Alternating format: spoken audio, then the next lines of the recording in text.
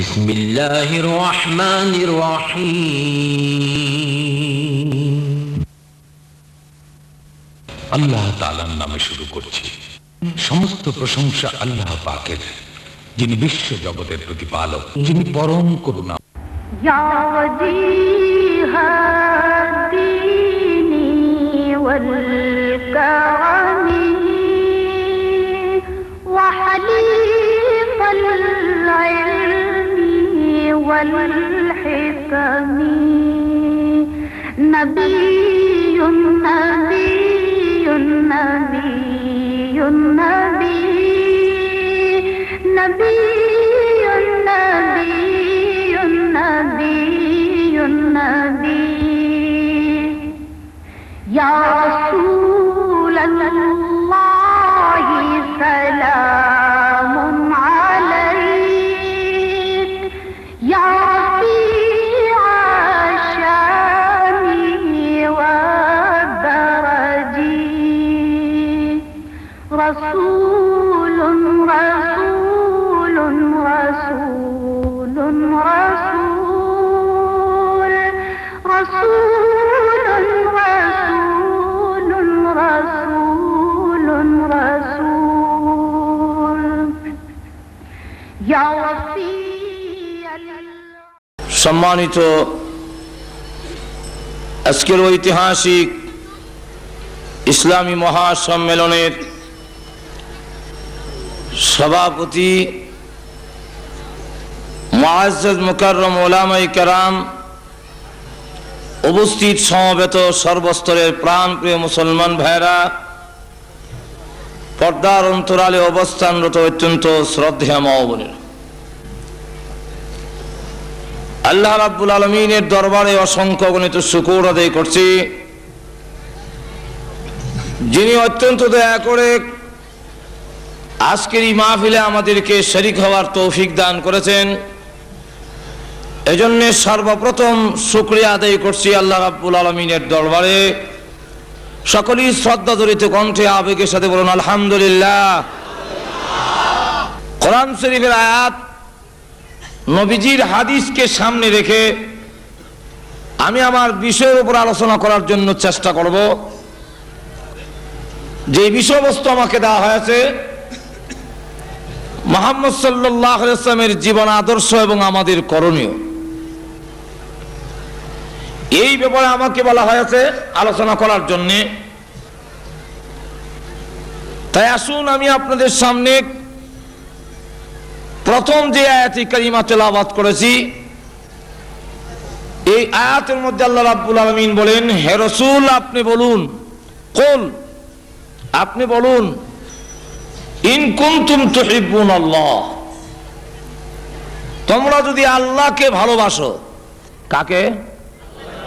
আর একটু জোরে বলুন। পৃথিবীতে এমন কি আছে যে কেউ আল্লাহকে ভালোবাসে না? ঘুমাই গেছেন নাকি? আল্লাহ একটু জোরে হা না কোন, আছে কেউ আল্লাহকে ভালোবাসে না এমন কেউ আছে কি? অনেক লোক আছে গাঁজা খায়, তাকে জিজ্ঞাসা করলে তুমি গাঁজা খাও কেন, এই গাঁজা কেন খাও? সে বলেন আল্লাহ হওয়ার জন্য, আল্লাহকে ভালোবাসে এই জন্য খায়। অনেক লোক এমনও পাওয়া যায় যার মাথায় মহিলার মতো লম্বা চুল, দাড়ি আর মুছ এক জায়গায় জমে গেছে, রাস্তা বের করতে গেলে আঙ্গুল দিয়ে গুতায়া অনেক সময় পথ বাড়ি করতে হয়। মহিলার মতো শাড়ি পরে, হাতের মধ্যে চুড়ি, তারপরে কানের মধ্যে অলংকার, এই অবস্থায় সে গান গায়, হে নবীজি আশেকো বানায়া কোথায় গেলেন লুকাইয়া। তাকে যদি জিজ্ঞাসা করা হয় এই সূরত কেন ধরেছো, সে জবাব দেয় আল্লাহ হওয়ার জন্যে। যখন কাকে হওয়ার জন্যে? আল্লাহকে ভালোবাসি। আর এক লোক একদিন দেখি একবারে ল্যাংটা, কোনো কাপড় নাই, শুধু একটা সালার শর্ট কাঁধে নিয়ে রাখছে। লোকেরা মামু ডাকে, তার ভাই হাত দিয়ে চুমু খায়।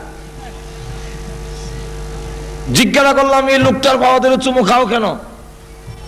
এমন একজন উলঙ্গ লোক, তার কাছে দোয়া চাও। আমাকে বলে মুখ সামলে কথা বলেন। লোকটার ল্যাংটা হইল মাল আছে। আমি জবাব দিলাম কি আছে না আছে সব তো দেখাই রাখছে। তাকে যদি জিজ্ঞাসা করা হয় এই সুরত কেন ধরছ, তারও দাবি আল্লাহ হওয়ার জন্য। এখন আসুন, সকলের দাবি হলো আল্লাহকে ভালোবাসি। যেরকম কাকে? আরো জোরে চিৎকার দিয়ে বলুন কাকে? আল্লাহর ভালোবাসার কথা বলা হয়েছে, প্রেমের কথা বলা হয়নি। কারণ কোরআন শরীফ তালাশ করে দেখুন, হাদিস তালাশ করে দেখুন, সব জায়গায় বলা হয়েছে তুহিব্বুন আল্লাহ। এখানে ওলামায়ে কেরাম আছেন, আমি ভুল বললে আমার কান্ডার ধরব। হব্বুন শব্দের অর্থ প্রেম নয়, ভালোবাসা। এজন্য আসুন, আল্লাহ রাব্বুল আমিন তার পবিত্র কোরআন শরীফে উল্লেখ করে দিয়েছেন ওয়াল্লাযীনা আমানু আশাদ্দু হুব্বাল লিল্লাহ। ঈমানদার যারা, তাদের অন্তরে আল্লাহ রাব্বুল আমিনের ভালোবাসা সবচেয়ে বেশি। নিজের ছেলে মেয়ে যা কিছু আছে সবগুলো আল্লাহর ভালোবাসার জন্য, আল্লাহর মহব্বতের জন্য কোরবানি করে দিতে রাজি। ইব্রাহিম আলাইহিস সালাতু ওয়াস সালামের দিকে লক্ষ্য করে দেখুন, আল্লাহ প্রথমত পরীক্ষা নিলেন। হ্যাঁ ইব্রাহিম, আমি তোমাকে পরীক্ষা নিব, তোমার প্রাণের ভালোবাসা মহব্বত বেশি না আমি আল্লাহর জন্য মহব্বত বেশি। আল্লাহ রাব্বুল আলামিন পরীক্ষা করে দেখলেন, ইব্রাহিম আলাইহিস সালাতু ওয়াস সালাম প্রমাণ করে দিলেন আমার নিজের প্রাণের চাইতে আল্লাহ রাব্বুল আলামিনের ভালোবাসা আমার অন্তরে বেশি। আগুনের সামনে হাজির করা হলো। তাফসীরের কিতাব উল্লেখ করে দিয়েছে চতুর্দিকে 30 হাত উঁচা ওয়াল দেওয়া হয়েছে, 2 মাস পর্যন্ত লাকড়ি জমানো হয়েছে, তারপরে আগুন ধরে দেওয়া হয়েছে। ইব্রাহিম আলাইহিস সালাতু ওয়াস সালামের সামনে আগুন। জিবরাইল এসে বলেন আমার কাছে বলুন, আগুন আমি নিভাইয়া দেই। মিকাইল এসে বলে ওগো আল্লাহর পয়গম্বর আমার কাছে বলুন, আগুন নিভাইয়া দেই। ইব্রাহিম আলাইহিস সালাতু ওয়াস সালাম ডাক দিয়ে বলেন, হ্যাঁ জিবরাইল, ও ইসরাফিল, তোমরা এসেছো আগুন নিভাইয়া দেওয়ার জন্য। আমার আল্লাহ কি দেখেন না আমি যে আগুনে জ্বলে যাব? সুবহানাল্লাহ বলবেন না? আমার আল্লাহ কি দেখেন না আমি যে আগুনে জ্বলে ছাই হয়ে যাব? আমার আল্লাহ যদি খুশি হন, আল্লাহর ভালোবাসা মহব্বত পাওয়ার জন্য আমি একবার দুইবার নয় 1000 বার এই আগুনে জ্বলতে রাজি আছি।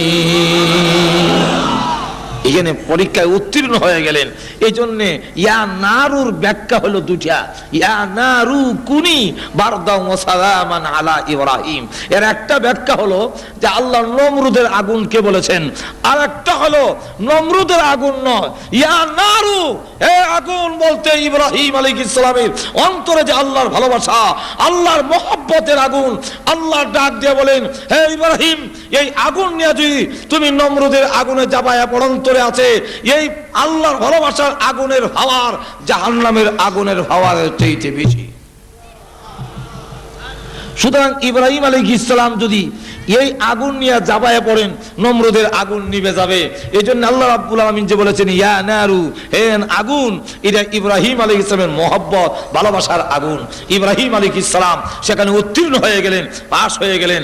আবার যখন নাকি ছেলে হলো, ছেলেও দোয়া করে এনেছেন আল্লাহ রাব্বুল আলামিনের কাছ থেকে, দোয়া করলেন আল্লাহ একটা ছেলে চাই, একটা ছেলে দাও, রাব্বি হাবলি মিনাস সালিহিন। আল্লাহ রাব্বুল আলামিন দয়া করে দোয়া কবুল করে ইব্রাহিম আলাইহিস সালাতু ওয়াস সালামকে একটি ছেলে দিলেন। এই ছেলের নাম ইসমাইল। যখন কি নাম? এই ইসমাইল আলাইহিস সালাতু ওয়াস সালাম 1 বছরের হতে না হতে আল্লাহ হুকুম দিলেন এমন জায়গায় নির্বাসন দিতে হবে যেই জায়গায় কোনো বৃক্ষ, তরলতা, গাছ কিছু নাই। সেই ইতিহাস আমি যাব না, শুধু দৃষ্টান্ত স্বরূপ বলছি। ইব্রাহিম আলাইহিস সালাতু ওয়াস সালাম প্রস্তুত হয়ে গেলেন। আপনি যদি 98 বছর বয়সে, 99 বছর বয়সে একটি সন্তান পান, এই সন্তান আপনি নির্বাসন দিতে আপনার অন্তরে বাজবে, এমন সন্তান কেমনে দেই? ইব্রাহিম আলাইহিস সালাতু ওয়াস সালাম 1 বছরের সন্তান সহ হাজারা একবারে নির্বাসন দিয়ে দিলেন, পানি নাই, খাবার নাই, কিচ্ছু নাই। এই অবস্থায় দিয়ে আল্লাহ হুকুম দিলেন তুমি চলে আসো, তুমি থাকতে পারবে না। ইব্রাহিম আলাইহিস সালাতু ওয়াস সালাম যখন চলে আসতেছেন, এই সময় সূরা ইব্রাহিমের ব্যাখ্যায় তাফসীরে মারিফুল কোরআনে উল্লেখ করা হয়েছে, হাজেরা আলাইহিস সালাম ডাক দিয়ে বলেন আপনি কোথায় যাচ্ছেন? এই মরুপ্রান্তরে আমাদের যখন পানি শেষ হয়ে যাবে, খাবার শেষ হয়ে যাবে, আমাদের খাবারের ব্যবস্থা কে করবে, পানির ব্যবস্থা করবে কে? উনি কোনো জবাব দেন না। একবার, দুইবার, তিনবার, চতুর্থবারে তিনি ডাক দেবেন, স্বামী হ্যাঁ আমি জানি আপনি আল্লাহর পয়গম্বর, এত নিষ্ঠুর হতে পারেন না, এত কঠোর হতে পারেন না। আপনি আমাদেরকে রেখে কেন যান? আল্লাহর হুকুম হয়েছে নাকি চলে যাওয়ার জন্য? ইব্রাহিম আলাইহিস সালাম আকাশের দিকে আঙ্গুল উঠাইয়া বললেন, ইশারা দিলেন, আল্লাহ রাব্বুল আলামিন হুকুম দিয়েছেন তাই আমি চলে যাই। যেই মাত্র এই কথা বলেছেন, হাজেরা আলাইহিস সালাম ডাক দিয়ে বলেন, আল্লাহর যদি হুকুম হয়ে থাকে আপনি চলে যান, আমার কোনো আপত্তি নাই। আমি আল্লাহর কসম করে বলি, এমন আল্লাহর প্রতি আমি ঈমান আনি নাই যে আল্লাহ মরু প্রান্তরে আমার খাবার পৌঁছাইতে পারে না। আল্লাহ রাব্বুল আলামিন মরু প্রান্তরে খাবার পৌঁছাবার মতো ক্ষমতা আছে তো? আরো জোরে চিৎকার দিয়ে বলুন আছে কি নাই? ভাইরা আমার, ইব্রাহিম আলাইহিস সালাতু ওয়াস সালাম ছেলে নির্বাসন দেওয়ার বেলায়, মহব্বতের বেলায় ফাঁস, যেরকম ঠিক কিনা? শুধু তা না, এক একটা করে ইব্রাহিম আলাইহিস সালাম ওনার ছেলেকে কুরবানি দেওয়ার জন্য যে আল্লাহর হুকুম হলো, সেখানে কুরবানি দেওয়ার জন্য প্রস্তুতি গ্রহণ করে নিলেন। হাতে ছুরি ধরলেন, আল্লাহু আকবার বলে ফেলবে। আল্লাহ ডাক দিয়ে বলেন, আমি যা চেয়েছিলাম তা তো পেয়ে গেলাম, আর কুরবানি হওয়ার প্রয়োজন নাই। আমি চেয়েছিলাম এটা দেখার জন্য সন্তানের প্রতি ভালোবাসা বেশি না আমার প্রতি বেশি? সুবহানাল্লাহ। আল্লাহ রাব্বুল আলামিন বলেন, পরীক্ষায় উত্তীর্ণ হয়ে গেছে, যেহেতু ছুরি হাতে নিয়েছেন, আল্লাহু আকবার, এখন তো গলায় ছুরি লাগায় দেবে। আল্লাহ ডাক দিয়ে বলেন, হ্যাঁ জিবরাইল, জান্নাতের ভেতর থেকে দুম্বার একটা লোহার টুকরা নিয়ে যাও। ইব্রাহিম আলাইহিস সালাতু ওয়াস সালামের ছুরি যেন ইসমাইলের গলা কাটতে না পারে, ইসমাইলের তুতার নিচে লোহার টুকরা ধরে রাখবা। জিবরাইল আলাইহিস সালাতু ওয়াস সালাম বলেন, আমি তখন সিদরাতুল মুনতাহার কাছে, তখন একটা দুইটা না 6 শতানের পাকায় একবারে ছেড়ে দিয়ে টান দিলাম। মিনা বাজারের ময়দানে গিয়ে দেখি ইব্রাহিম আলাইহিস সালামের ছুরি এখনো যায় নাই, আমি তার আগে জান্নাতি টুকরা নিয়ে হাজির হয়ে গেছি। তুথার নিচে লোহার টুকরা ধরে রাখছেন ইব্রাহিম আলাইহিস সালাম, আর যাবার সময় বলছেন আল্লাহু আকবার। যেই মাত্র আল্লাহু আকবার বলেছেন, ইব্রাহিম আলাইহিস সালামের কানে আওয়াজটা গেল, তখন তিনি ডাক দিয়ে বলেন, কে তুমি? এই মরু প্রান্তরে আমার ছেলে আর আমি ছাড়া কেউ নাই। আল্লাহু আকবার কে বলেছো? এই মিনাতে তো আর কেউ নেই, নিশ্চয় আল্লাহর কোন রহমতের ফেরেশতা হবে। তাহলে শোনো, আল্লাহর রহমতের ফেরেশতা যদি হয়ে থাকো, আশ্চর্য হয়ে গেছো যে আমার ছেলে, আমি একমাত্র সন্তান, কিভাবে আমি জবে করছি, এই দৃশ্য দেখে আশ্চর্য হয়ে গেছো। তুমি শুনে রাখো, আল্লাহু আকবার, লা ইলাহা ইল্লাল্লাহু, আল্লাহু আকবার, লা ইলাহা, এর অর্থ হলো লা মাহাব্বাতা ইল্লাল্লাহ, আল্লাহ ছাড়া কারো মহব্বত নাই। আমার আল্লাহর ভালোবাসার সামনে আমার সন্তানকে 1000 বার কুরবানি করতে রাজি আছে। আল্লাহু আকবার। এইভাবে দেখেন, লক্ষ্য করে দেখেন, আল্লাহর ভালোবাসা যদি হয় তাহলে সকল কিছু কুরবানি দিতে পারে আল্লাহ ভালোবাসার সামনে। জোরে বলুন ঠিক কিনা? তাহলে আল্লাহ রাব্বুল আলামিন বলেন, আল্লাহ রাব্বুল আলামিনকে যারা ভালোবাসে, এই কথা যারা বলে যে আমি আল্লাহকে ভালোবাসি, আল্লাহর ভালোবাসা তো বলা যায় সহজ, কিন্তু আল্লাহর ভালোবাসা কিভাবে পাওয়া যায়? আল্লাহর ভালোবাসা পাওয়া বড় কঠিন। আল্লাহর ভালোবাসা যদি না পাওয়া যায় তাহলে আমার জীবনের সবকিছু ব্যর্থ। এখন আল্লাহর ভালোবাসা কেমনে পাওয়া যাবে? আল্লাহ রাব্বুল আলামিন বলেন, হে রাসূল আপনি বলুন। মূর্তির মাধ্যমে, মূর্তির পূজার মাধ্যমে, মূর্তিগুলোর দাওয়াতের মাধ্যমে, ঈসা আলাইহিস সালাতু ওয়াস সালামকে আমার সন্তান বানানোর মাধ্যমে, আর উযাইর আলাইহিস সালাতু ওয়াস সালামকে আমার সন্তান বানানোর মাধ্যমে কখনো আমার ভালোবাসা পাওয়া যাবে না। আপনি জানায়া দিন, ইন কুনতুম তুহিব্বুনাল্লাহ ফাত্তাবিউনি ইউহিব্বুকুমুল্লাহ। হে রাসূল, আপনি বলুন, তোমরা যদি আল্লাহকে ভালোবাসো তাহলে অবশ্যই অতঃপর ফাত্তাবিউনি, আমি রাসূলকে অনুসরণ করো, আমার জীবনকে ফলো করো। ফাত্তাবিউনি, আমাকে অনুসরণ করো। আমাকে অনুসরণ করলে কি হবে? ইউহিব্বুকুমুল্লাহ, আল্লাহ রাব্বুল আলামিনের ভালোবাসা পাওয়া যাবে এবং তোমাদের জীবনের সকল গুনাহ আল্লাহ মাফ করে দিবে। তাহলে আল্লাহর ভালোবাসা পেতে হলে রাসূলের জীবন আদর্শকে অনুসরণ করতে হবে। যেরকম ঠিক কিনা? আরো জোরে বলুন ঠিক কিনা? যদি আল্লাহর ভালোবাসা বলে আমি আল্লাহকে ভালোবাসি, তাহলে বলুন দেখি, মূর্তির পূজার মাধ্যমে আল্লাহর ভালোবাসা পাওয়া কি সহজ? সম্ভব? কেন? আল্লাহ রাসূল মূর্তির সামনে মাথা নত করে নাই। অতএব মূর্তির সামনে মাথা নত করে কখনো আল্লাহর ভালোবাসা যারা দাবি করে, এই দাবি হবে কিন্তু আল্লাহর ভালোবাসা পাওয়া যাবে না। এতক্ষণ পর্যন্ত আলোচনার মাধ্যমে বোঝা গেল, আল্লাহর ভালোবাসা পেতে হলে রাসূলকে অনুসরণ করতে হবে, রাসূলের জীবনকে আমরা ফলো করতে হবে, রাসূলের জীবন আদর্শকে আমরা গ্রহণ করতে হবে। এখন রাসূলের জীবন আদর্শ গ্রহণ করব কেন? যেরকম ঠিক না? রাসূলের জীবন আদর্শ গ্রহণ করার কারণ হলো, একটা মানুষকে মানে যেই সমস্ত গুণগুলোর কারণে একে অন্যকে ফলো করে, অনুসরণ করে, এই সবটি গুণ একমাত্র আমাদের নবীর কাছে ছিল। আল্লাহ রাব্বুল আলামিন বলেন যে এই চরিত্রের অধিকারী একমাত্র বিশ্ব নবী ছাড়া পৃথিবী আর কাউকে আল্লাহ পাঠান নাই। যেরকম ঠিক কিনা?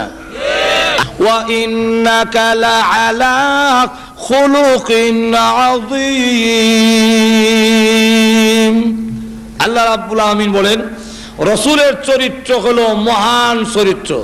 এখন আসুন, এই চরিত্র হলো তিন ভাগে বিভক্ত। একটা চরিত্র হলো খুলুকে আহসান, মানে উত্তম ভালো চরিত্র, আরেকটা হলো উত্তম চরিত্র, আরেকটা হলো মহান চরিত্র। ভালো চরিত্র হলো আপনি যদি তাকে গালি দেন তাহলে সে পাল্টা আবার একটা সমান সমান গালি দিয়ে দিল, বেশি দিল না, এই লোকটা মোটামুটি ভালোই। আর যে লোকটা নাকি আপনি গালি দিলে তাকে সে মাফ করে দেয়, এটার নাম হলো উত্তম চরিত্র। আর মহান চরিত্র হলো তার কাছে তাকে কেউ গালি দিলে, তার সাথে খারাপ আচরণ করলে পাল্টা উনি তার সাথে এমন সুন্দর আচরণ করেন যে আচরণে তার খারাপ চরিত্র ভালো হয়ে যায়। এই চরিত্রটা ছিল একমাত্র মুহাম্মাদুর, আর যখন মুহাম্মাদুর। এই জন্য আসুন, আল্লাহর হাবিব রাহমাতুল লিল আলামিনের কাছে সূর এসে বলা হয়ে গেছে, যারা জিনা করত রাসূলের কাছে এসে এক সাহাবী বলেন, ইয়া রাসূলুল্লাহ, ইয়া হাবিবাল্লাহ, আমি জিনা করতে মন চায়, আমার জিনার জন্য অনুমতি দিন, পারমিশন দিন। আমাদের দেশের কোন জিনাকারী ব্যভিচারী কি পীর সাহেব হুজুরের কাছে গিয়ে বলবে নাকি যে আমাকে জিনা করার অনুমতি দিন? আর যদি বলে তাহলে জুতাটা ফিরানো শুরু হয়ে যাবে। কিন্তু আল্লাহর হাবিব রাহমাতুল লিল আলামিন রাগ করলেন না, গোসা করলেন না, তাকে শুধু বললেন, ঠিক আছে, আগে বলো তোমার বোনের সাথে যদি কেউ জিনা করতে চায় তুমি পারমিশন দিবি কি? না গো হুজুর, হাত ভেঙে ফেলবো। কেউ যদি তোমার মেয়ের সাথে জিনা করতে চায় তুমি পারমিশন দিবি? হুজুর বলেন কি, ঠ্যাং ভেঙে গেলাম। তোমার মার সাথে যদি কেউ জিনা করতে চায় তুমি অনুমতি দিবি কি? হুজুর ওর মাথা ভেঙে ফেলবো। ঠিক আছে, তোমার স্ত্রীর সঙ্গে যদি কেউ জিনা করতে চায় তুমি পারমিশন দিবে কি? হুজুর ইসরাফিলের সিংহে হু দেওয়ার আগে আমি নিজে হু দিলাম, কিয়ামত শুরু করে দেবে। আল্লাহ রাসূল বলেন, এবার জবাব দেখ, পৃথিবীর যত মহিলা আছে সব মহিলা 4 ভাগে বিভক্ত, হয়তো কারো মেয়ে, না হয় কারো বোন, আর না হয় কারো মা হবে, না হয় কারো স্ত্রী হবে। তুমি যার সাথে জিনা করবে ওই মহিলা তো কারো বোন, না হয় কারো মেয়ে, না হয় কারো মা, না হয় কারো স্ত্রী। তোমার কাছে যেমন তোমার মার ইজ্জত আছে, তোমার কাছে যেমন তোমার স্ত্রীর ইজ্জত আছে, তোমার কাছে যেমন তোমার বোন এবং তোমার মেয়ের ইজ্জত আছে। যেই লোকের বোনের ইজ্জত নষ্ট করবে তারও তো বোনের ইজ্জত আছে, কেমনে নষ্ট করবে, তার কাছে তো খারাপ লাগবে। এমনি লোকটা হুজুর এমন সুন্দর চরিত্র জীবনে কোনোদিন কারো কাছে পাই না গো আল্লাহর হাবিব, আজ থেকে তওবা করলাম, আর জিন্দেগিতে কোনোদিন আমি জিনা করব না। ভাইরা আমার, তাহলে দেখা গেল রসুলের চরিত্রের কাছে আসলে খারাপ চরিত্রের লোক ভালো হয়ে যায়। আল্লাহু আকবার। অসংখ্য ঘটনা যারা নাকি পরিবর্তন হয়ে গেল, আগে জিনা করত, এখন জিনা করবে দূরের কথা, সামান্য অন্যায় করার কারণে খালি কান্দে আর কান্দে। একটি ঘটনা আপনাদের সামনে তুলে ধরি। যে লোকগুলো জিনার মধ্যে লিপ্ত ছিল, জিনা ব্যভিচারের মধ্যে 24 ঘন্টা লিপ্ত ছিল, আল্লাহর হাবিবের চরিত্রের তাজ পায়া এমন অবস্থা হয়ে গেল, এমন অবস্থার পরিবর্তন ঘটল। হযরত সালাবাতুল আনসারী নামে একজন সাহাবী, সালাবাতুল আনসারী, ওনার বাড়ি হলো মদিনা, আর মক্কা থেকে হিজরত করে এসেছেন, তার নাম হলো সাঈদ ইবনে আব্দুর রহমান। এই দুইজনকে রাসূল ভ্রাতৃত্ব করে দিয়েছেন, তোমাদেরকে ভাই ভাই বানায়া দিলাম, এক ফ্যামিলিতে চলাফেরা করবে। তবুকের যুদ্ধের সময় আল্লাহর হাবিব রাহমাতুল আলামিন যুদ্ধের মধ্যে চলে গেলেন, আর সাঈদ ইবনে আব্দুর রহমানকে সাথে নিয়ে গেলেন।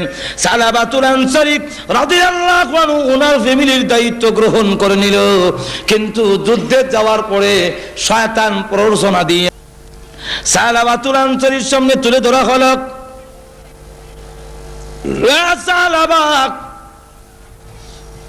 সাঈদ ইবনে আব্দুর রহমানের স্ত্রী বড় সুন্দরী, স্বামী বাড়িতে নাই, বিরাট বড় সুবর্ণ সুযোগ। এই প্রলোভন দিয়ে পর্দার ভিতরে নিয়ে গেল। সালাবা ওই মহিলার হাত গিয়ে ধরেছে, যেই মাত্র টান দিল, মহিলা ডাক দিয়ে বলে, সালাবা রে, তোর কি আল্লাহর ভয় নাই? কিয়ামতের মাঠে কি তুই আল্লাহর সামনে দাঁড়াবে না? তোর ভাইয়ের আমানতের খেয়ানত তুই কেমনে করবি? কিয়ামতের মাঠে আল্লাহর সামনে কি জবাব দিবে? বিশ্বাসঘাতকতা এবং জিনা যদি করস। এতটুকু বলার পরে সালাবাতুল আনসারীর অন্তরে জাহান্নামের আগুনের ভয় এসে গেল। হাত ছেড়ে দিয়ে দৌড়ে পাহাড়ের কাছে গিয়ে বৃক্ষের নিচে সিজদা দিয়ে কাঁদলেন, প্রভু অন্যায় করেছি, অপরাধ করেছি, মেহেরবানি করে তুমি মাফ করে দাও। এদিকে সাঈদ ইবনে আব্দুর রহমান যুদ্ধের ময়দান থেকে ফিরে আসলেন বাড়িতে, এসে দেখে সালাবাতুল আনসারী বাড়িতে নাই। তখন তিনি গেলেন, জিজ্ঞাসা করলেন, আমার ভাই সালাবা কোথায়? ওনার স্ত্রী বলেন, পূর্ব দিকে চলে গেছে। সালাবাতুল আনসারীর অনুসন্ধানে বের হয়ে গেল, গিয়ে দেখে পাহাড়ের ভিতরে গাছের নিচে সিজদা দিয়ে কান্দে, প্রভু গো আমি গুনাহগার, তুমি গফফার, আল্লাহ তুমি যদি মাফ না করো, আল্লাহ আমি জাহান্নামের আগুন সহ্য করতে পারবো না। আল্লাহ কিয়ামতের দিন লাঞ্ছনা অপমান সহ্য করতে পারবো না, মেহেরবানি করে আমার জীবনের গুনাহ মাফ করে দাও। এমনি সাইদ সালাবা আর মাথা উঠাক, আল্লাহর দরবারে তওবা করো। কোন গুনাহ করে থাকলে আল্লাহ রাব্বুল আলামিনের নাম গফুরুর রহিম, আল্লাহ রাব্বুল আলামিন তোমাকে মাফ করে দিতে পারেন। সালাবা ডাক দিয়ে কয়, ভাই সাঈদ, আমি বাড়িতে যাব না, আমার এই চেহারা আর দেখাবো না। তুমি যদি আমাকে বাড়িতে নিতে হয়, আমার দুইটা হাত গাড়ির সঙ্গে বেঁধে অপমানিত গোলামের ন্যায় টেনে নিতে পারো, আমি আর মদিনায় যাব না। বাধ্য হইয়া সাঈদ রাদিয়াল্লাহু আনহু সালাবার দুইটা হাত গাড়ির সঙ্গে এইভাবে বাঁধলেন।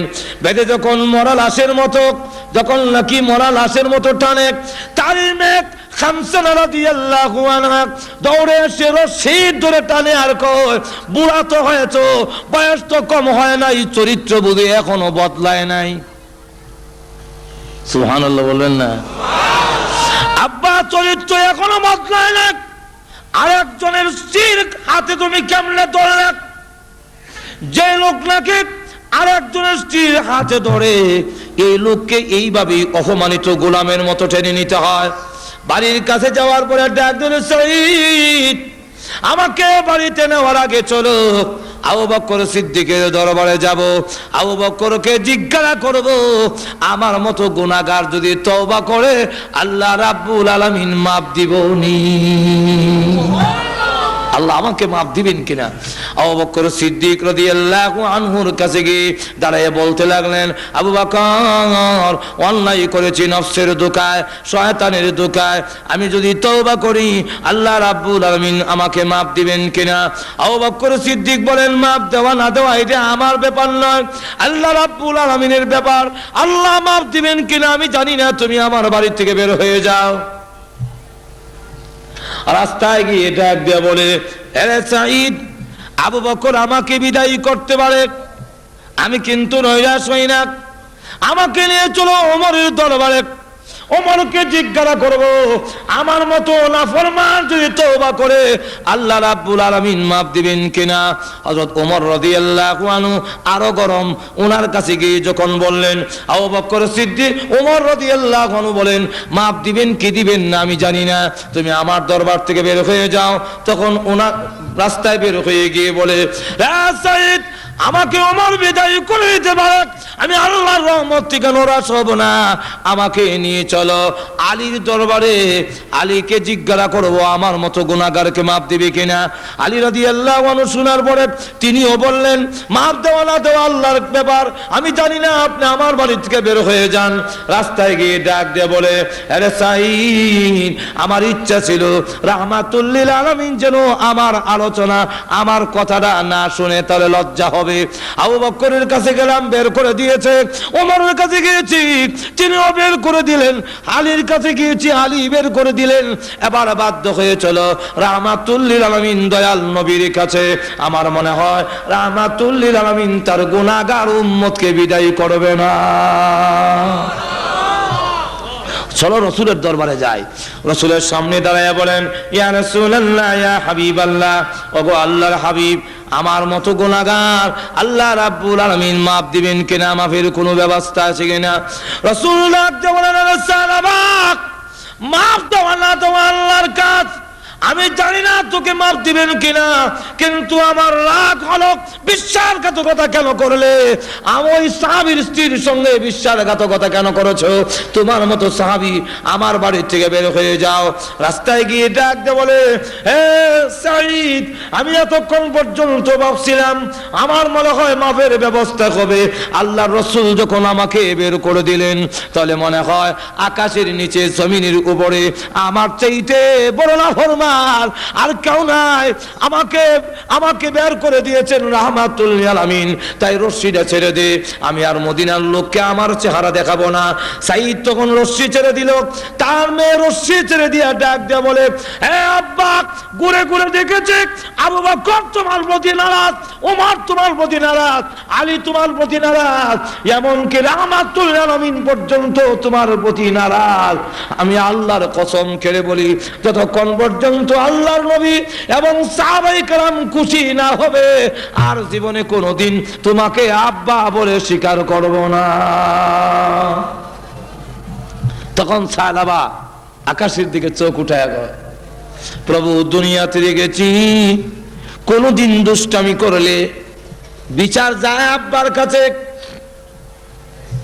ভাইরা বাড়িতে ঢুকতে দেয় না, আব্বাও বাড়িতে ঢুকতে দেয় না, সকলের কাছে ব্যর্থ হয়ে গেলে মা তার সন্তানকে বিদায় করে পারে না। প্রভু গো, আবু বকর বিদায় করার পরে উমরের দরবারে যেতে পেরেছি, ওমর বিদায় করার পরে আমি আলীর দরবারে যেতে পেরেছি, আলী বিদায় করার পরে রাহমাতুল লিল আলামিনের দরবারে যেতে পেরেছি।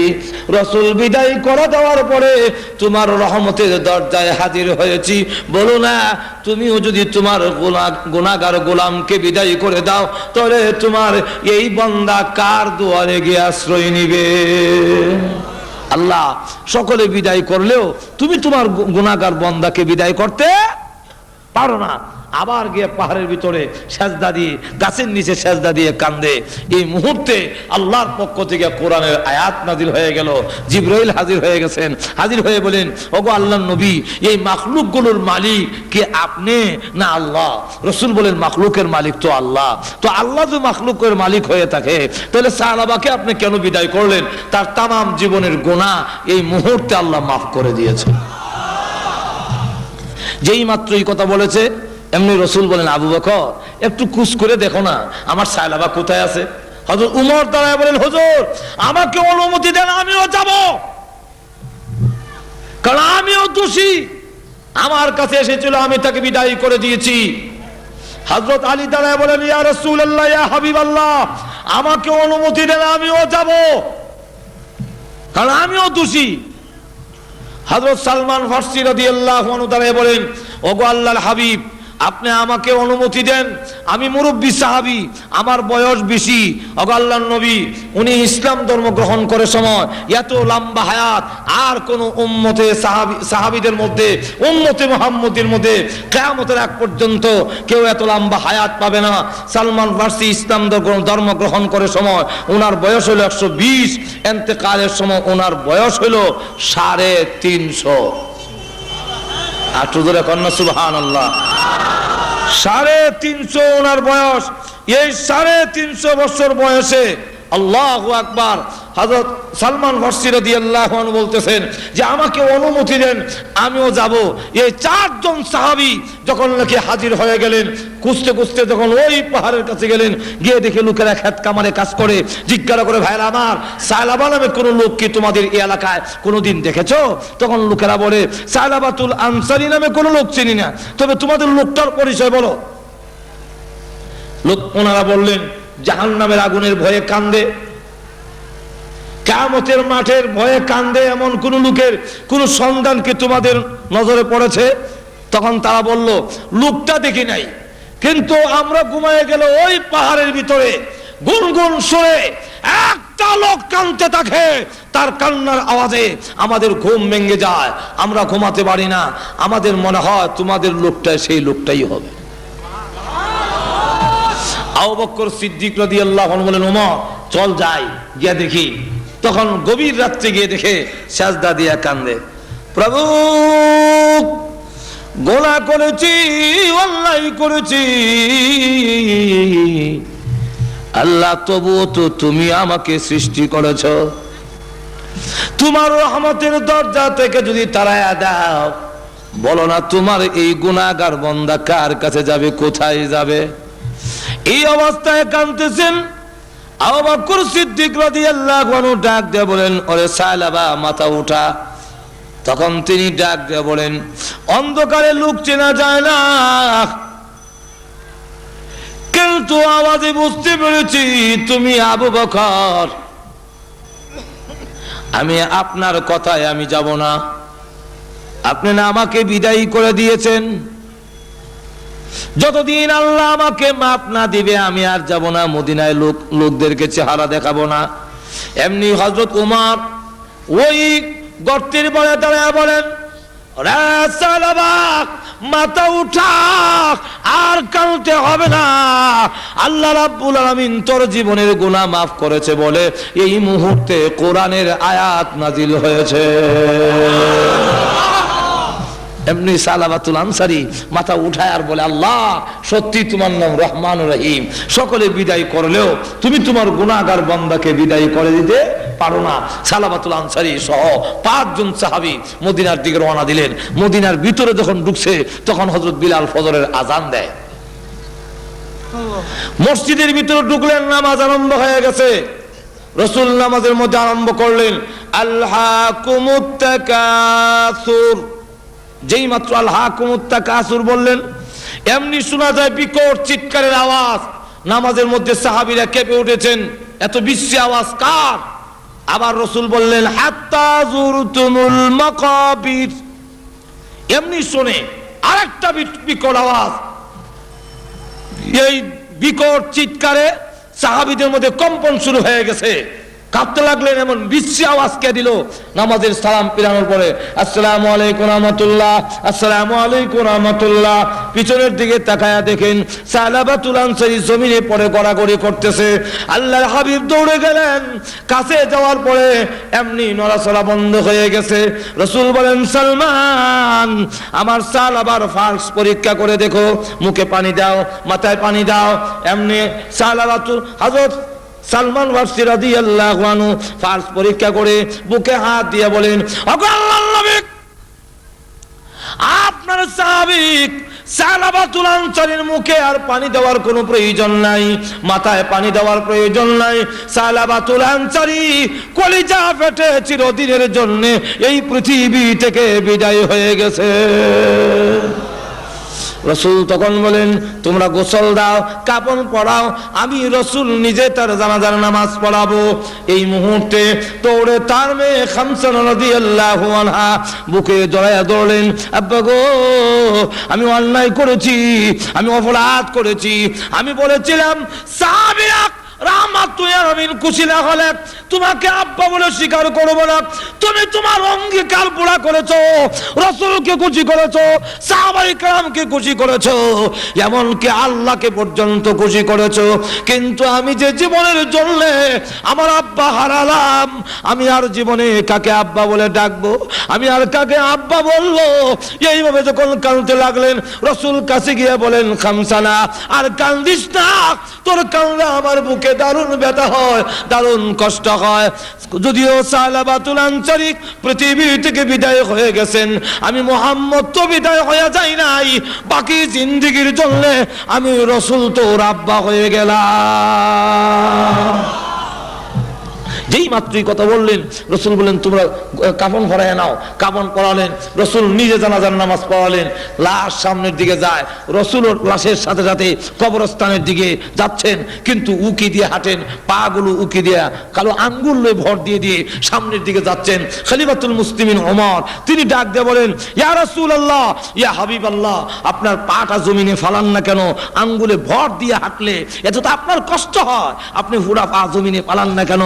রাসূল বলেন, হে ওমর, জানো না আমার সাহাবার তওবা আল্লাহর দরবারে এমন ভাবে কবুল হয়েছে, আল্লাহ খুশি হইয়া তার জানাজার আশেপাশে এবং এই এলাকার ভিতরে এত রহমতের ফেরেশতা নাযিল করেছে, আমি পুরা পাউটা জমিনে লাগাবো, এতটুকু জায়গা এই এলাকার ভিতরে খালি না। ভাইরা আমার, এই হলো সাহাবায়ে কেরামের অবস্থার পরিবর্তন। এই পরিবর্তনটা করেছে রাসূলের উত্তম চরিত্রে, মহান চরিত্রে। যখন কে চরিত্রে? সুতরাং বিশ্বের মানুষেরা, তোমরা যদি ইহকালে এবং পরকালে মুক্তি পেতে চাও, তাহলে মুহাম্মদুর রাসূলুল্লাহর আদর্শকে অনুসরণ করো, রাসূলের জীবনীকে তোমরা অনুসরণ করো।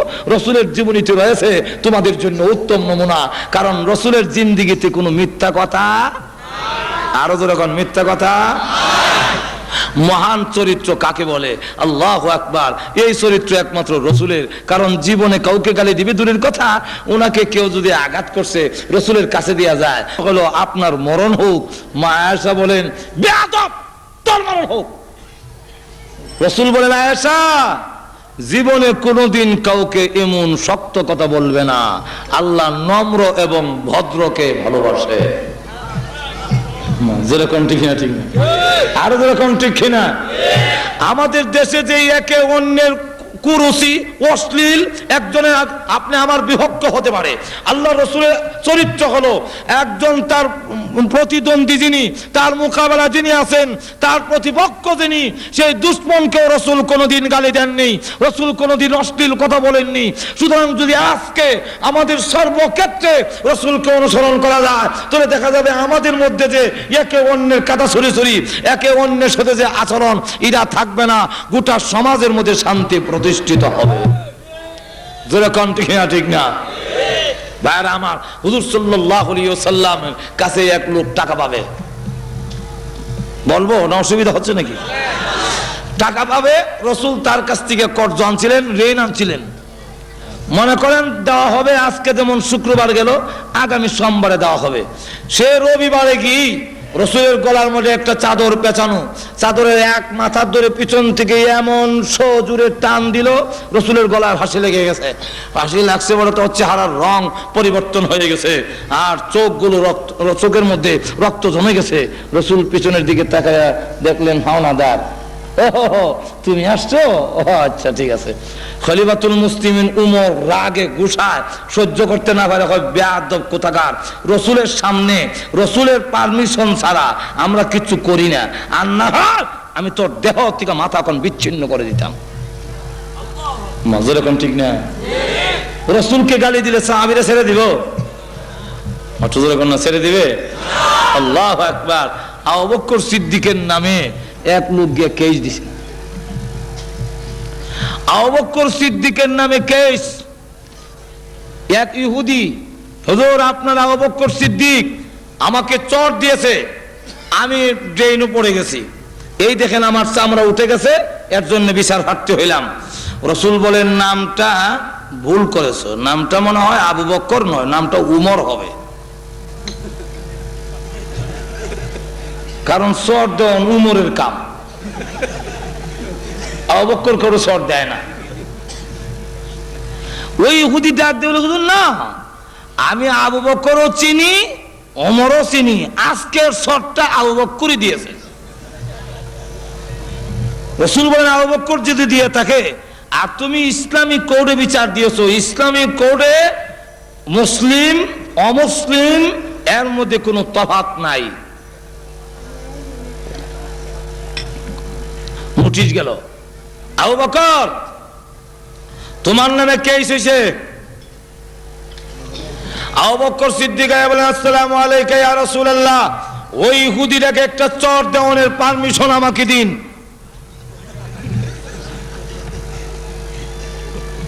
রাসূল বলেন আমি তো আগের চরটা বিশ্বাস করি নাই, কিন্তু এখনের কথায় বোঝা যায় আগের চরটা তুমি যে দিছো এতে কোনো সন্দেহ নাই। মাজর এখন ঠিক না?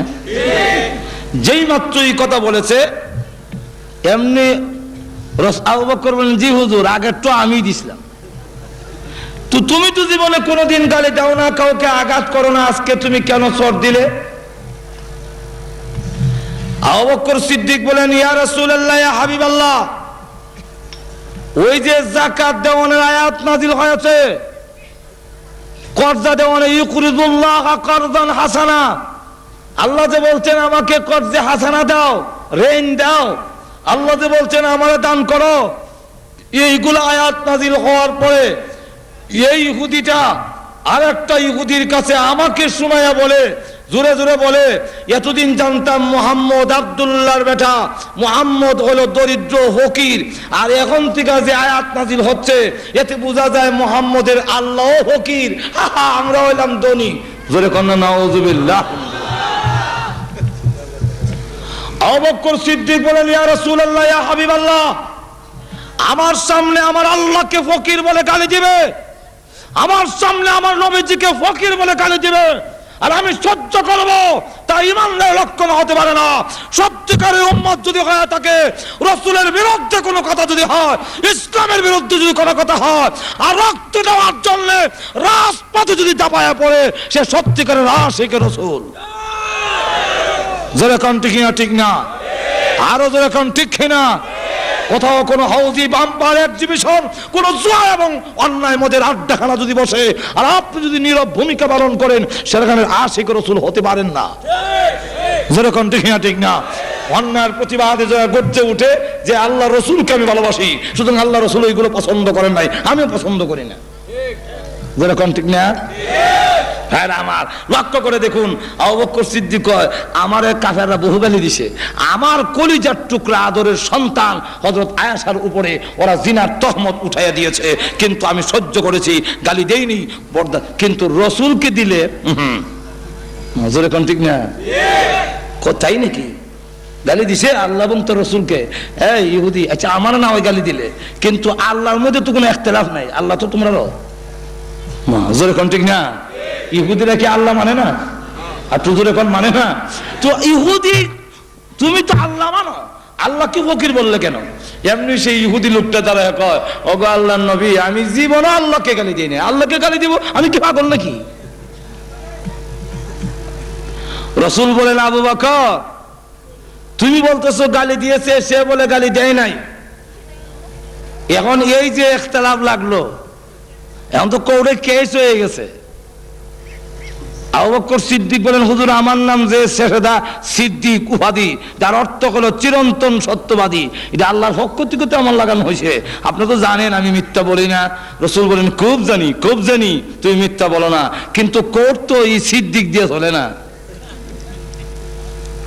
কোর্ট তো নীতিমালা আছে। মাজুর এখন ঠিক না? কোর্টের ইসলামী কোর্টের বিধান হলো আল বাইয়িনাতু আলাল মুদ্দাই ওয়াল ইয়ামিনু আলা মান আনকার। ইসলামী কোর্টের নীতিমালা হলো যে নাকি বাদী হবে তার পক্ষে দুজন সাক্ষী উপস্থাপন করতে হবে, বিবাদীর উপর দুজন সাক্ষী লাগবে। তোমার আর যদি সাক্ষী না থাকে, বিবাদী বলবো আল্লাহর কসম আমি করি নাই, কেস ডিসমিস, এখন তুমি সাক্ষী উপস্থাপন করো। কয় হুজুর আমার সাক্ষী নাই, কিন্তু ঘটনা সত্য। ঘটনা সত্য হলে কি সাক্ষী নাহলে তো ঘটনা প্রমাণিত হবে না। তখন কয় হুজুর সাক্ষী নাই, এখন যদি আপনি আমাকে, আমি আল্লাহ এবং তার রাসূলের ভালোবাসার প্রমাণ দেখাইছি, এখন যদি এতে আমার ফাঁসির কাস্টে ঝুলতে হয়, 1000 বার আমি রাজি আছি। রাসূল বলেন, রাজি থাকলে প্রস্তুত হও, তোমার বিপক্ষেই আমি রায় দেব। তুমি তাকে চর দিয়েছো, চরের বদলা চর। আবু বকর সিদ্দিকের বিরুদ্ধে চরের রায় হয়ে যাবে, যে একটা চর আবু বকর করে দেওয়া হবে। এই ইহুদি আর একটা চর তাকে দিয়ে দিবেন, এই পরিমাণ বড়। আল্লাহু আকবার। এমনি শুনে জিবরাইল আসার ঘন্টার আওয়াজ শোনা যায়। ঘুমাই গেছেন তো? সুবহানাল্লাহর আওয়াজ নাই। আরো জোরে চিৎকার দিয়ে বলুন সুবহানাল্লাহ। যেই মাত্র দেখা যায় জিবরাইল আসতেছে, রাসূল বলেন, অপেক্ষা করো, এই মুহূর্তে জিবরাইল আসে কেন? নিশ্চয় আবু বকরের পক্ষে, আল্লাহর পক্ষের কোন সিদ্ধান্ত আসতে পারে। হুজুর আপনার কানে কানে বলে, আবু বকর সিদ্দিকের বিরুদ্ধে রায় দেওয়ার আগে আল্লাহ রাব্বুল আলামিনের কোরআনের আয়াতটা আগে শুনুন, তারপরে রায় দিবেন। সুবহানাল্লাহ বলবেন না? আবু বকর সিদ্দিকের পক্ষে আল্লাহ কোরআনের আয়াত নাযিল করেছেন, লাকাদ সামিআল্লাহু কওলাল্লাযীনা ক্বালু ইন্নাল্লাহা ফাকীরুন ওয়া নাহনু আগনিয়া। হ্যাঁ নবী, আবু বকর সিদ্দিকের দুনিয়ার কোন সাক্ষী না থাকলেও আমি স্বয়ং আল্লাহ আবু বকরের পক্ষে সাক্ষী হয়ে গেলাম। এই ইহুদি যে আল্লাহকে ফকির বলে গালি দিয়েছেন, আল্লাহ বলেন লাকাদ, লাম তাকিদ, এটা আরবিতে আবার গ্রামার আছে। লাম তাকিদ অর্থাৎ নিশ্চয়তাবোধক শব্দ আল্লাহ ব্যবহার করলেন একবার, এরপরে আবার বলেন কাদ তাকিদ, এরপরে লাকাদ সামি আল্লাহ, দুইবার আল্লাহ নিশ্চয়, নিশ্চয় আল্লাহ শ্রবণ করেছেন তাদের কথা। কাদের কথা? যারা বলছেন আল্লাযীনা ক্বালু ইন্নাল্লাহা ফাকীরুন, নিশ্চয়ই আল্লাহ ফকির, ওয়া নাহনু আগনিয়া, আমরা হইলাম ধনী। এই কথা যে বলছেন আল্লাহ কুদ্দুতি কান দিয়া শুনছেন। এখন আপনি কেমনে রায় দিবেন, এটা আপনার ব্যাপার। রাসূল বলেন, কিরে ইহুদি, আগে দিন না করছিলে, আমাদের আল্লাহ গালি দিছ। আমি কি আর জানি আমার নামে যেমন আয়াত নাযিল হইব? চিন্তা করেন কি পরিমাণ বাটপার। এখন চিন্তা ব্যাপারটা হলো, সাহাবায়ে কেরাম তাদের ভালোবাসা আর মহব্বত এমন যে নিজের প্রাণ দিতে পারে রাসূলের ইজ্জত নষ্ট হতে দিতে, আরো যখন দিতে, সব কিছু দিতে পারি, কিন্তু রাসূলকে ছাড়তে পারি। আল্লাহু আকবার। সাহাবায়ে কেরাম মা ছাড়তে রাজি, বাবা ছাড়তে রাজি, আত্মীয় স্বজন ছাড়তে রাজি, কিন্তু নবীজি ছাড়তে রাজি না। যুদ্ধের হিজরতের সময় মক্কা থেকে মদিনায় যায় এক সাহাবী, ওনার নাম আবু সালমা। উনি সন্তান আসছিল, সে গোষ্ঠীর লোকেরা সন্তান আটকাই দিছে, আর শ্বশুর গোষ্ঠীর লোকেরা ওনার বউ নিয়ে গেছে। উনি দাঁড়ায় কয়, হে কাফেরেরা, তোমরা মনে করছো আমার বউ নিয়ে গেলে, আমার সন্তান নিয়ে গেলে আমি মদিনায় হিজরত করব না? ধন সম্পদ যা আছে সব মদিনায় রেখে আসছি। আর এখনের কথা হলো, শোনো, এখন কথা হলো যে আমার সন্তান আটকাই দিয়েছো, আমার স্ত্রী আটকাই দিয়েছো। তোমরা জানো না আল্লাহর রসুলকে যে আমরা কত ভালোবাসি।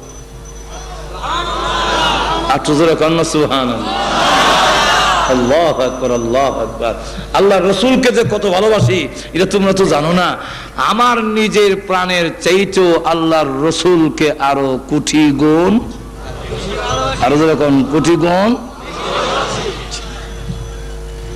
আমি রসুলকে আগে অনুসরণ করব কেন? রসুলের জীবন আদর্শ আমার অনুসরণ করুন, এবং এটা করলে আমি কেন করব, কেন করতাম, এটার বিস্তারিত আলোচনা আগে বলছি, সময় নাই। এক নম্বরটা হলো রসুলের চরিত্রটা হলো মহান চরিত্র, যার চরিত্রের মধ্যে কোনো কলঙ্কের দাগ নাই, মিথ্যা নাই, দুকা নাই, বাটপারি নাই, এবং যার কাছে আসলে একটা লোক এমন হয় যে জীবনের জন্য ভালো হয়ে যায়, তাম পৃথিবীর মধ্যে সবচেয়ে শ্রেষ্ঠ মানুষ হিসাবে ঘোষণা হয়ে যায়। যেরকম ঠিক না? তাহলে এক নম্বর, আর বিস্তারিত বলতে গেলে তো অনেক লম্বা সময় লাগবে। এক নম্বর হলো ওয়া ইন্নাকা লাআলা খুলুকিন আযীম। আল্লাহ রাব্বুল আলামিন হলেন আমার রাসূলের সার্টিফিকেট আমি দিলাম। পৃথিবীর কোন নেতা, কোন মহান ব্যক্তিত্বে যারা বড় বড় লোক আছে, এরা কারো আল্লাহর পক্ষের সার্টিফিকেট নাই, কিন্তু রাসূলের পক্ষে আল্লাহ রাব্বুল আলামিন সার্টিফিকেট দেন। আমার রাসূল হলো মহান চরিত্রের অধিকারী।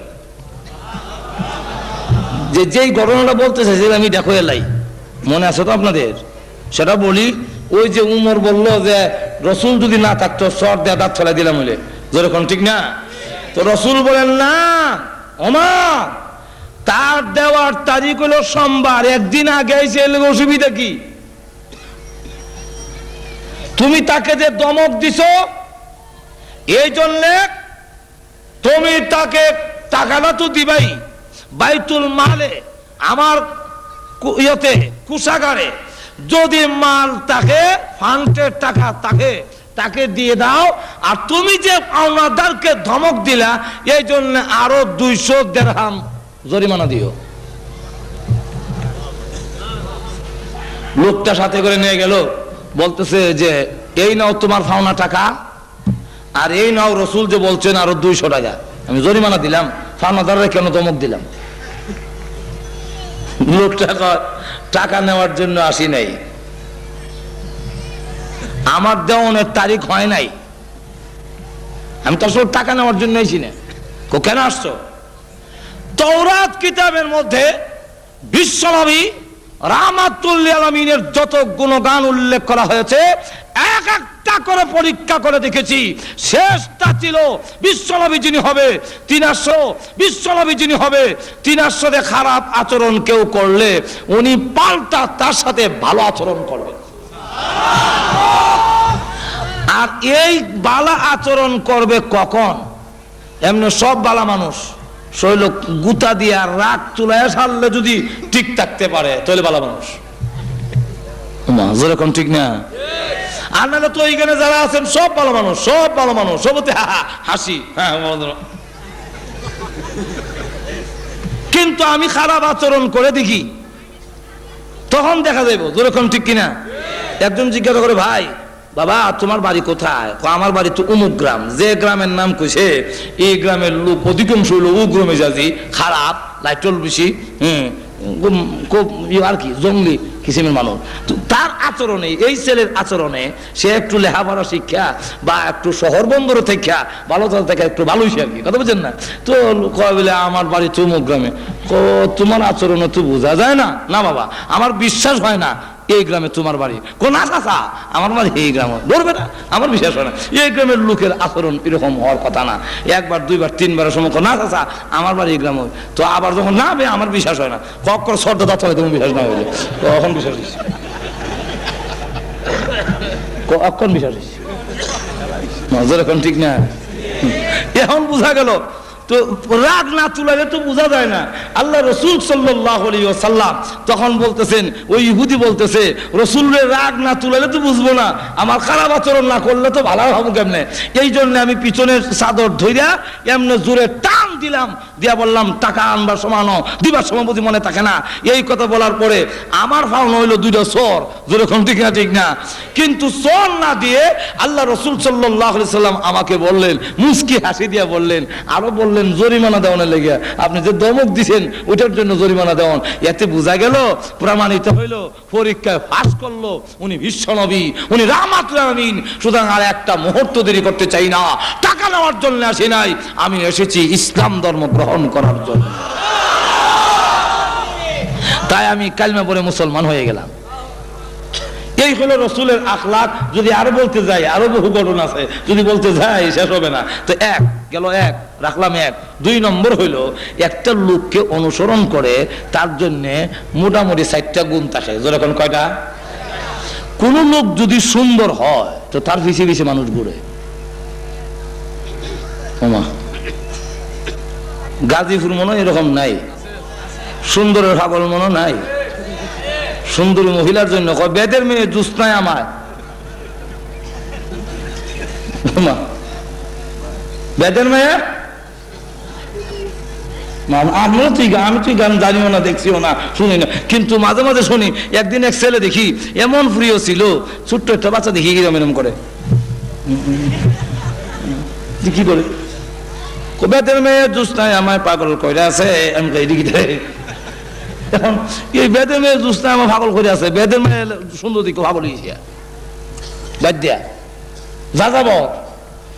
সুন্দরের জন্য একজন আরেকজনকে অনুসরণ করে, পুরুষ হোক নারী হোক, যেরকম ঠিক না ঠিক না।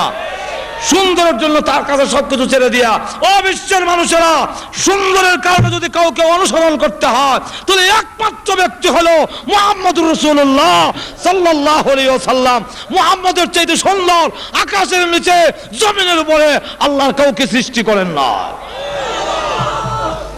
সুতরাং রসুলের সুন্দর। হাসান হুসাইন বলে না না এই করতে ওই করে যাবো, একটু লাইট দেন না, অন্ধকার। রসুল বলেন লাইট দেবো করতে গিয়া, চুলা তুই আগুন নাই, তোমরা আবার লাইট দেবো, তবে আমি যাওয়ার ব্যবস্থা করে দিই, যাও তো। কেমনি করবেন? রসুল এমনি মুস্কি হাসি দিলেন। যেই মাত্র মুস্কি হাসি দিছেন, হাসান হুসাইন রাদিয়াল্লাহু আনহুমা বলেন যে আমরা এই ঘর থেকে ওই ঘরে আলুর মাঝখান দিয়ে দৌড়ে চলে গেছি। আকাশে বিদ্যুৎ চমকাইলে যেভাবে জিলকি দিলে যেভাবে অন্ধকার দূরীভূত হয়, নানার দাঁত মোবারক যখন বের হইছে বোঝা গেল আকাশে বিদ্যুৎ চমকাচ্ছে। কোন মানুষ সুন্দর ঠিকই, কিন্তু চোখটি বিলাই চোখ, যেমন টনি। কোন মানুষ সাদা ঠিকই, কিন্তু দেখতে বানরের মতো, যেমন বুশ। যেরকম ঠিক না ঠিক না। কোন মানুষ চামড়া দলা ঠিকই, তা দলা দেখেছি আমি দেশ। কোন মানুষ দলা ঠিকই, কিন্তু তার গাল চাবার বৃত্তে ঢুকিয়া ওয়াইন্নাকা লাআলা খুলুকিন আযীম। আল্লাহ রাব্বুল আলামিন বলেন রসুলের যে মহান চরিত্র, তাফসীর ইবনে কাসিরের মধ্যে উল্লেখ করেছে চরিত্র সুন্দর বলতে শুধু চরিত্র না, রসুল মাথা থেকে পা পর্যন্ত এমন কোনো জিনিস ছিল না যে আল্লাহর নবীর দোষ ধরার মতো আছে। এজন্য শামাইলে তিরমিজির মধ্যে উল্লেখ করেছে আল্লাহর রসুল লাম্বাও ছিলেন না, বাটিও ছিলেন না, কারণ লম্বা হইলেও দোষ, বাটটা হইলেও দোষ।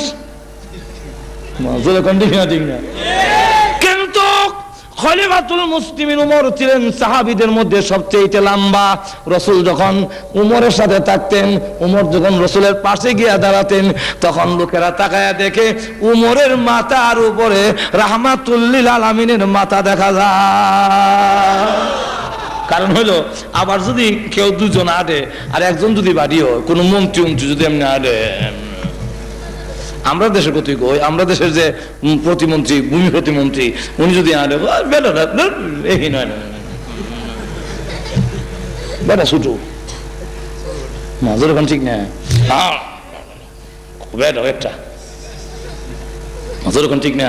এখন রসুল যদি আবার উমরের মাথা নিচে থাকে, রসুলের মাথা, তো লোকেরা করবো ওই দেখো মোহাম্মদের মাথা দিয়ে উমরের থেকে নিচে। এই জন্য এটা ছিল মৌজেজা, যত লম্বাই আসুক রসুলের সামনে রসুল বড় হয়ে যেত। আবার মাপলে দেখা যায় লম্বা তো করে না, বাচ্চা তো করে না। আল্লাহু আকবার। এখন যদি এগুলো বলতে যায় অনেক লম্বা সময় দরকার, তো এক নম্বর হলো সুন্দরের কারণে যদি অনুসরণ করো, আল্লাহু আকবার, দুইটা সুন্দরের ওয়াজ করলো তুই যথেষ্ট। দাঁত মোবারকের কথা বললাম আর চেহারা মোবারকের কথা। কোন স্ত্রী যদি স্বামীকে সুন্দর বলে, আসল সুন্দর যেরকম ঠিক না। জামাই যদি ফির হয় তো জামাইরে বড় ফির করতে রাজি না। এক লোক ফির, তার স্ত্রী বলতেছে যে আমরা তো ফির ঠিক হই, কিন্তু ওই বাড়ির যে ফির উনি বড় ফির। কেমনি বুঝছো? দেখছি উপর দিয়ে যায় সময় উড়াল দেওয়া যায়, এক দেশ থেকে আরেক দেশে উড়াল দিয়ে চলে যায়। তো স্বামী বলতেছে না, এই ফির তো আমি ছিলাম। তুমি আসলা বিলে, এর লেগে দেখছি কমরটা একটু বাঁকা। সে কিন্তু স্বামীকে খুব তাড়াতাড়ি একটা মানে না, কিন্তু মা রাদিয়াল্লাহু আনহা বলেন আমার স্বামী রাহমাতুল আমিন এত সুন্দর। ইরশাদুল কারি ইলা সহিহুল বুখারী, ওই বুখারীর ব্যাখ্যা গ্রন্থের মধ্যে লিখেছে, মা আয়েশা বলেন অন্ধকার রজনীতে আমার ঘরে এশার নামাজের পরে আল্লাহর নবী যখন প্রবেশ করতেন, তখন রাসূলের চেহারার সামনে একটা সুইচের ছিদ্র দিয়া আমি সুতা ঢুকাইতে পারতাম। আল্লাহু আকবার। ওই দিকে আমি শেষ রাখলাম সুন্দর। দুই নম্বর হইল, কারো যদি বুজুর্গ বেশি থাকে, বুজুর্গ হয়, বুজুর্গ বুঝেননি, আল্লাহর সাথে যার সম্পর্ক বেশি, কামালতি, এই লোকের পিছনে কিছু লোক আসেনি, মাজর ওখানে আসেনি। এই লোকটা যদি আল্লাহর ওলি হয়ে যায়, শাহজালাল, মঈনুদ্দিন চিশতি, এই জাতীয় লোক যদি হয়, তখন মজুর এখন ঠিক না, ঠিক না, তার জন্য পাগল দেওয়ানা, লক্ষ লক্ষ লোক পাগল হয়ে যায়। ও দুনিয়ার মানুষ, এমন যদি হয়, এর কারণে যদি হয়, তো রসুলকে অনুসরণ করতে হবে। কারণ রসুল হাত উঠাইতে দেরি, আল্লাহর দরবারে তা কবুল হইতে একটা সেকেন্ড দেরি হয় না। আল্লাহু আকবার। ওই দিকেও যদি যাই লম্বা হয়ে যাবে। আবু হুরায়রা রাসূলের দরবারে বসে কান্দেন, তো রাসূল জিজ্ঞাসা করেন কান্দুস কেন? হুজুর কান্দি, প্রত্যেক দিন আমি বাড়িতে গেলে মা আমাকে মারে আর বলে বাড়ি ছেড়ে দিতে হবে। আমি আর বুখারী শরীফের ঘটনা, আমার মা আমাকে বলছেন যে আমি মুহাম্মদের দরবার ছেড়ে দেওয়ার জন্য। আমি আমার মাকে বলছি, মা শুধু আপনার বাড়ি কেন, আল্লাহর কসম করে বলে তামাম পৃথিবী ছেড়ে দিতে পারি, কিন্তু একটি মুহূর্তের জন্য রাহমাতুল লিল আলামিনের দরবার ছাড়তে পারবো না। বুঝি মুহাম্মদকে অনেক গালিগালাজ করলো। হুজুর এতদিন কান্দি নাই, আজকে কাঁদছি, আমাকে মারো, আমাকে গালি দাও, সহ্য করি। মা ছেলেকে গালি দেয়, সহ্য করা যায়, কিন্তু আমার রসুলকে যে গালি দিল, এখন কি করি? রসুল বলেন তোমার মা গালি দিলে কি করবা? সহ্য করো। কোন সহ্য করা যায় না। আপনি হুজুর মেহরবানি করে একটু দোয়া করেন আমার মা যেন মুসলমান হয়ে যায়। রসুল দোয়া করেন, বুখারী শরীফের হাদিস, আল্লাহুম্মা হদি উম্মা আবি হুরায়রা, আল্লাহুম্মা হদি উম্মা আবি হুরায়রা। আয় আল্লাহ, আবু হুরায়রার মাকে হেদায়েত করো। আবু হুরায়রা তো দূর মরছে। আর একজন সাহাবী, এই কই যাস? দাঁড়া, তোমার মার জন্য দোয়া হয় আর তুমি দোয়াটা কিভাবে অবমূল্যায়ন করলে? দোল মারলে না, অবমূল্যায়ন নয়। ছেড়ে দেখ, আমি দৌড়ে তাড়াতাড়ি গিয়ে দেখতে চাই। আমি আগে বাড়িতে গেলাম না, রাহমাতুল লিল আলামিনের দোয়া আমার আগে বাড়িতে পৌঁছে গেছে। কোনটা আগে গেল একটু দেখতে চাই। আবু হুরায়রা বলেন দৌড়ে গেলাম বাড়িতে, গিয়া দরজা নক করলাম, যখন নাকি করাই এলাম না, এমনি বলেন আবু হুরায়রার মা, লক্ষ্মীমণি, জাদুমণি, কলিজার টুকরা, আদরের সন্তান আবু হুরায়রা, সব একটু দাঁড়া। সুবহানাল্লাহ বলবেন না? আবু হুরায়রা বলেন প্রতিদিন গেটের সামনে আসলে বলে আগে ক মোহাম্মদের দরবার ছাড়বে কিনা, না ওই গেট খুলবো না। আর আজকে কয় লক্ষ্মীমণি জাদুমণি কলিজার টুকরা আদর সন্তান একটু দাঁড়াও তোমার জন্য দরজা খুলে দিচ্ছি। আবার শোনা যায় ভিতরে গোসল করছেন, পানির শব্দ শোনা যায়। আবার যখন গোসল করতেছে ব্যাপারটা কি, তাহলে মানে হ্যাঁ আমি আমার মার গেটে পৌঁছার আগে আগে রাহমাতুল আলামিনের দোয়া আমার মার জন্য কবুল হয়ে গেছে। ঠিকই দেখে দরজা খুলে দেওয়ার পরে পাকনা চুলগুলো ভেবে পানির পোড়াগুলো ঝরতেছে আর বলতেছে আজকে কই গেছলে?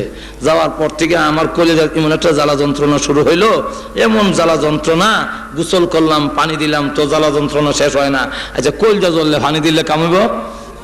এখন পানি দিলাম সবকিছু করলাম কিন্তু আমার কোনো উপকার হলো না। এখন আমার মন খালি বলতেছে তুই যে নবীর কাছে মুহাম্মদের কাছে গিয়ে এত ভালো হইলি, এত গালি দিলাম, এত গালি দেই, কোনোদিন তো পাল্টা গালি দিস না, কোনো ধমকও দিস না, চোখ রাঙ্গাস না। তাহলে আমার মন চায় ওই নবীকে যদি একটা নজর দেখতাম। আবু হুরায়রা মুস্কি হাসে আর মনে মনে কয় এমনে না দোয়া কবুল হইছে। বুঝছেন তো কত তাড়াতাড়ি কবুল হয়। আবু হুরায়রার মা রাহমাতুল আলামিনের সামনে গিয়ে চোখের পানি ছেড়ে দিয়ে তরতর করে কাঁপতেছে আর ডেকে বলে আল্লাহর কসম করে বলি এত সুন্দর চেহারা জীবনে কোনোদিন দেখি নাই, এমন চেহারার লোক কোনোদিন মানুষের ক্ষতি করতে পারে না। আমি মানুষের কাছ থেকে শুনি না শুধু গালি দিছি, আপনারা দেখছি না কোনোদিন। আজকে প্রমাণিত হয় আপনি আল্লাহর পয়গাম্বর। আর দেরি করতে চাই না, আমাকে কালিমা পড়ায় দেন, আমি এক্ষুনি মুসলমান হয়ে যাব। তাহলে যার এত সম্পর্ক আল্লাহর সাথে, এত বুজুর্গি, উনাকে অনুসরণ করো। 3 নম্বরটা হইল আপনার মাল। আমার যদি খুব টাকা থাকে, কোটি কোটি টাকা, তো আমার পিছে দেখবেন 8-10 জন সবসময় থাকে। এখন ঠিক না? বড় লোকের পিছনে সবসময় লোক আছে, অভাব নাই। আমি আমারে যদি দাওয়াত দেন একজন লোকরে, তো আমার সাথে আয় না, আসে না। আর যার লোকের টাকা কোটি কোটি কোটি হতি তেমনি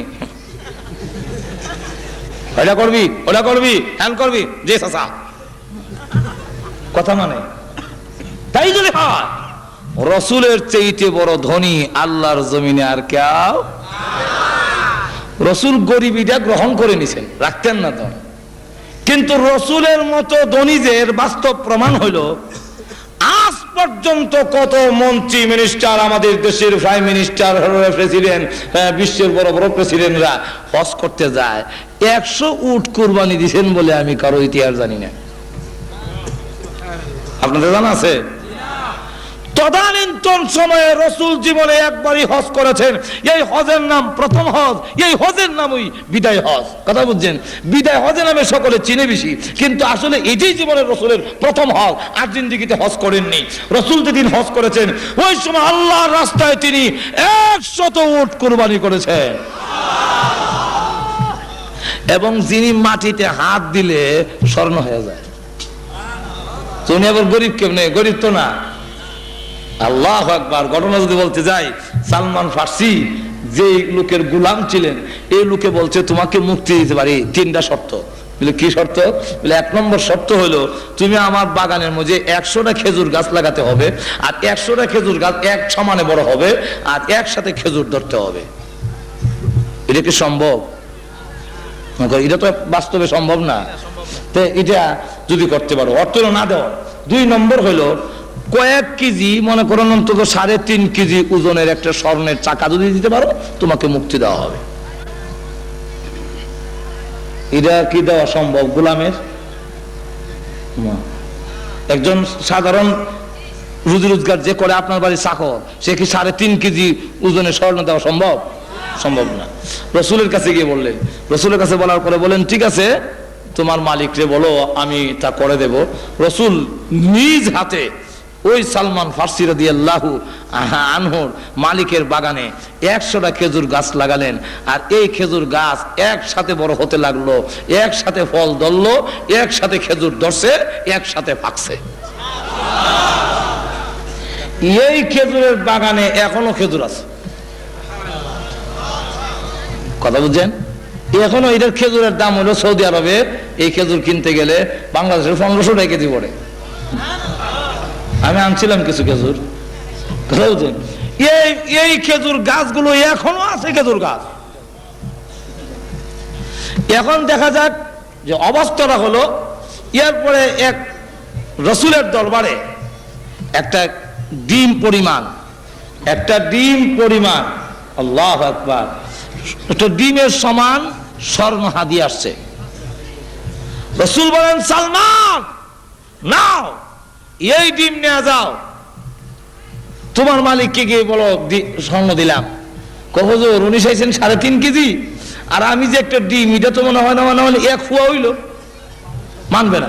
নাও না, আল্লাহ বরকত দিতে পারে, ওজন দিয়ে দেখো না, যদি না হয় তো দেওয়া হবে। রসুলের হাতের বরকতে এমন হয়ে গেল যে একটা ডিম পরিমাণ যখন স্বর্ণ ওজন দেওয়া হয়েছে, দেখা যায় 3.5 কেজির চাইতে বেশি। রসুলের হাতের বরকত লাগলে ওইদিকে আমি যাব না। তো গেল 3 নম্বর, এই 3 নম্বর। তারপরে 4 নম্বরটা হলো ইহসান, অনুগ্রহ। যদি কারোর প্রতি কারো অনুগ্রহ থাকে, আমি যদি কাউকে 100 টাকা কথা মানতে বাধ্য থাকে, ঠিক না? আমাকে ভোট দিবা না তো কাকে দিবা? রাস্তাঘাটটা খেলা করছে, গাজীপুর থেকে কি ঢাকার দিকে রাস্তাটা তোমরা ভালো করে বাস ধরে যেতে পারতা? এই রাস্তা আমি করছি, সুতরাং আমাকে ভোট দিতে হবে, কথা বুঝেন না? এমন কিছু দেখায়। ইহসান, অনুগ্রহ যদি কারো প্রতি কারো থাকে, তখন সে তার কথা মানতে মানুষে বাধ্য হয়। আল্লাহর রসুলের অনুগ্রহ আমাদের প্রতি আসেনি না নাই? আরো জোর বলুন, আসেনি না নাই? সুতরাং তার জীবন আদর্শই অনুসরণ করতে হবে। এখন আসুন, আরো বলতে গেলে আরো অনেক কারণ। মোটামুটি কথা হলো, শেষ কথাটা আমি বলে ফেলি। বহু উলামায়ে কালাম এখানে উপস্থিত আছেন, আমি লম্বা সময় ওয়াজ করা এটা আমার অভ্যাস নেই এইভাবে, আর আরেকজনকে বসিয়ে রেখে ওয়াজ করা নেই, দাওয়াতে মেহমান। এরপর আমি মাইক লইলে আমার সারলাম না, কারণ এই ওয়াজ করতে করতে ডেলি 2টা-3টা পর্যন্ত করণ লাগে। ওয়াজের তো শখও নাই যে ওয়াজ করতেই হবে। আর এই উলামায়ে কালাম অন্য দাওয়াতে মেহমান বসায় রেখে লম্বা ওয়াজ করা, ওনারা আরাম করতো, তাও একটা কথা ছিল। আর ওনাদেরকে বসায় রেখে ওয়াজ করে, এটা একটা বেয়াদবি বলে বোঝা যায়। এই জন্যে আমি আল্লাহ মানা করে শেষ কথাটা বলতে চাই। আমরা পৃথিবীতে যত নেতা, যাদেরকে অনুসরণ করা যায়, এমন লোককে যদি অনুসরণ করেন, কিয়ামতের মাঠে পাওয়া যাইব তো? বুশকে অনুসরণ করলে, টনিকে, আচ্ছা আমরা দেশই করে বলি, রাগ হইয়েন না, বঙ্গবন্ধু শেখ মুজিবুর রহমান, তারপরে জিয়াউর রহমান, তারপরে আমরা এরশাদও যদি মারা যায়, কথা বুঝেননি? এই যা আছে, যতগুলো আছে, আমরাও মনে করেন আছি, আমরা তো কিয়ামতের মাঠে একজনেরও হাতটা হওয়া যাবে না। জোরে কোন ঠিক না? ঠিক না? আরো জোরে কোন ঠিক খেলা?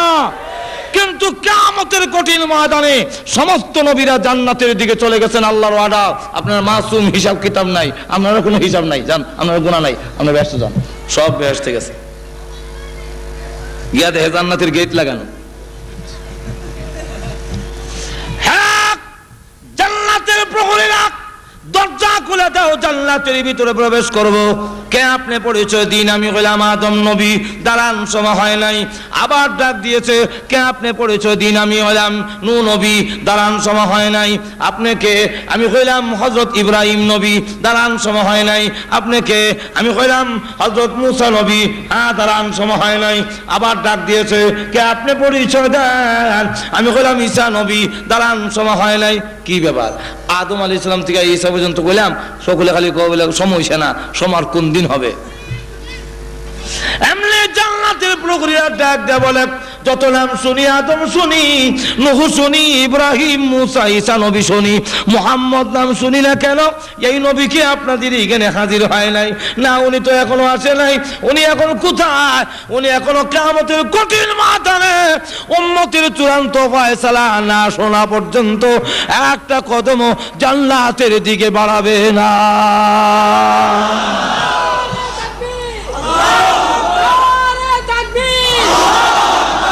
দেখা যাবে তখন জান্নাতের প্রহরীরা বলবে সেই নবী না আসা পর্যন্ত আমরাও জান্নাতের গেট খুলনের ওয়ার্ডার নাই। কিয়ামতের মাঠে আমাদের নবী উম্মতকে রেখে জান্নাতে যাবে না। সুতরাং এমন নবীকে অনুসরণ করার, তার জীবন আদর্শকে ফলো করার দরকার আছে না নাই? আরো জোরে বলুন। যাকে দুনিয়াতেও অনুসরণ করলে লাভ, পরকালেও। আরো জোরে বলেন। রাসূলের কথা মানলে দুনিয়াতেও লাভ। লাভ কি? রাসূলের জীবন আদর্শকে অনুসরণ করলে, আমি আগে বলছি বিস্তারিত সময় নাই, রাসূলের দাড়ি রাখলে আপনার শারীরিক লাভ, আপনি যদি মিসওয়াক করেন শারীরিক লাভ, আপনি রাসূল বলছেন গাঞ্জা খায়ও না, গাঞ্জা যদি না খান আপনার লাভ, মদ খায়ও না আপনার লাভ। রাসূল যা বলছেন হ্যাঁ এইগুলা যদি করেন, আপনি যদি পাঞ্জাবি গা দেন, মাথায় টুপি দেন, এতে আপনার শারীরিক লাভ। নামাজ যদি পড়েন তাহলে আপনার শারীরিক লাভও আছে। জোরে কোন ঠিক না? ঠিক না? এই জন্যে আসুন আমি আপনাদের কাছে শেষ এই আলোচনা রেখে যে আমরা রসুলকে ইহকাল এবং পরকালে পাবো, আল্লাহ আমাদের সকলকে তৌফিক দেখ। এবং আজকে এই যে আমার জাতি ভাই কথা বলছেন না, এটা আবার একটা মিতালি আছে, প্রত্যেক জিনিস একটা মিতালি আছে। কবুতরে একটা দুস্তি আছে, যেরকম আছে না নাই? কাউয়া মিল্লা এক দুস্তি আছে, যেরকম আছে না? তো হাফেজে মিল্লা এক দুস্তি আসেনি, যেরকম ঠিক না? হাফেজ আব্দুল কাদের সাহেব, আল্লাহ ওনাকে তৌফিক দিয়েছেন। আল্লাহ তৌফিক রব্বিল আলামিন। আসসালামু আলাইকুম ওয়া রাহমাতুল্লাহ। الصبح بدا من طلعته والليل دجى من وفرته الله الله الله الله الله الله الله الله فالرسل فضلا وعلا أهدى السبل لدلالته الله الله